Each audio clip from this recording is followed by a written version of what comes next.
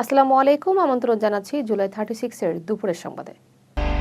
জামায়াত ইসলামীর আমির ডাক্তার শফিকুর রহমানের x account হ্যাকের ঘটনায় বঙ্গভবনের সহকারী প্রোগ্রামার মোহাম্মদ সারোয়ার আলমকে আটক করেছে ডিবি। মঙ্গলবার রাত 1:30 দিকে তাকে জিজ্ঞাসাবাদের জন্য ডিবি কার্যালয়ে নেওয়া হয়। রাজারবাগ পুলিশ লাইন সংলগ্ন সরকারি কোয়ার্টার থেকে তাকে আটক করা হয়। জিজ্ঞাসাবাদ শেষে আইনগত ব্যবস্থা নেওয়া হবে বলে জানিয়েছে পুলিশ।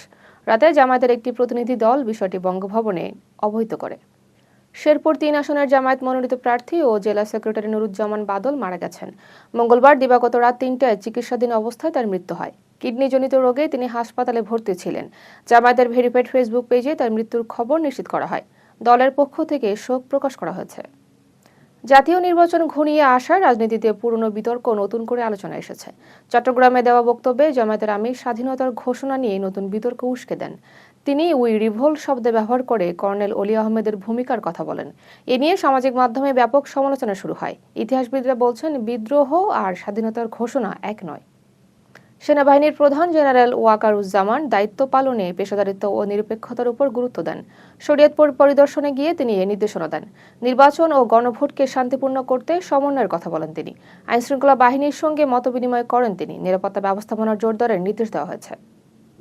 দর্শক, এখন জানিয়ে দিব নির্বাচনী সংবাদ। ত্রয়োদশ জাতীয় সংসদ নির্বাচন ও গণভোটে প্রবাসীদের পাঠানো 3,26,020টি পোস্টাল ব্যালট দেশে এসেছে।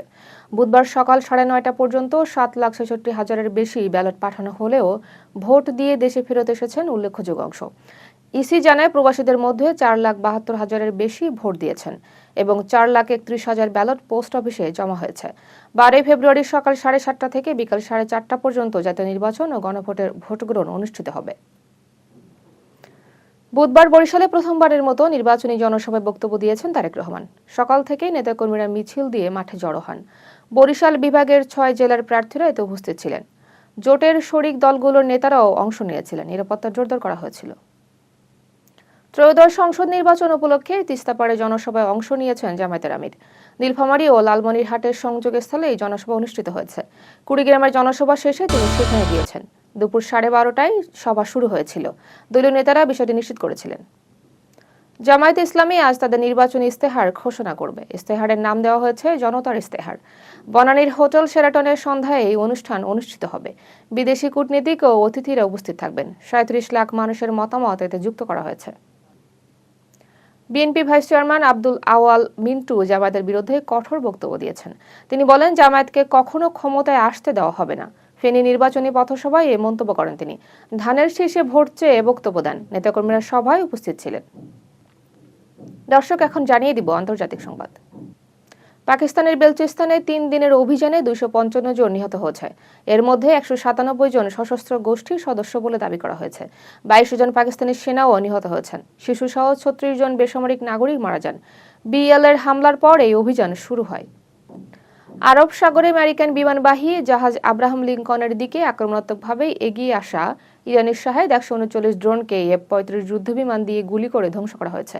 আমেরিকান সেনাবাহিনী বলছে এটি আত্মরক্ষামূলক পদক্ষেপ ছিল।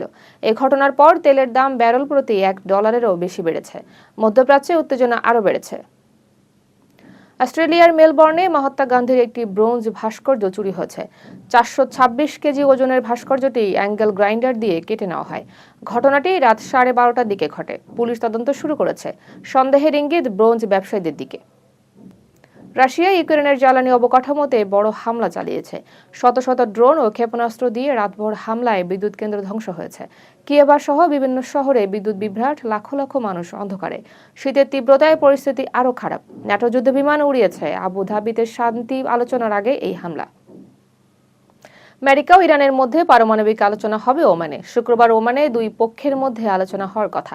ইরান ভেন্যু ও আলোচনার পরিধি নিয়ে পরিবর্তন চেয়েছে। তুরস্কের পরিবর্তে ওমানে হবে। পারমাণবিক ইস্যুতে 2 পক্ষের মধ্যে উত্তেজনা চলছে।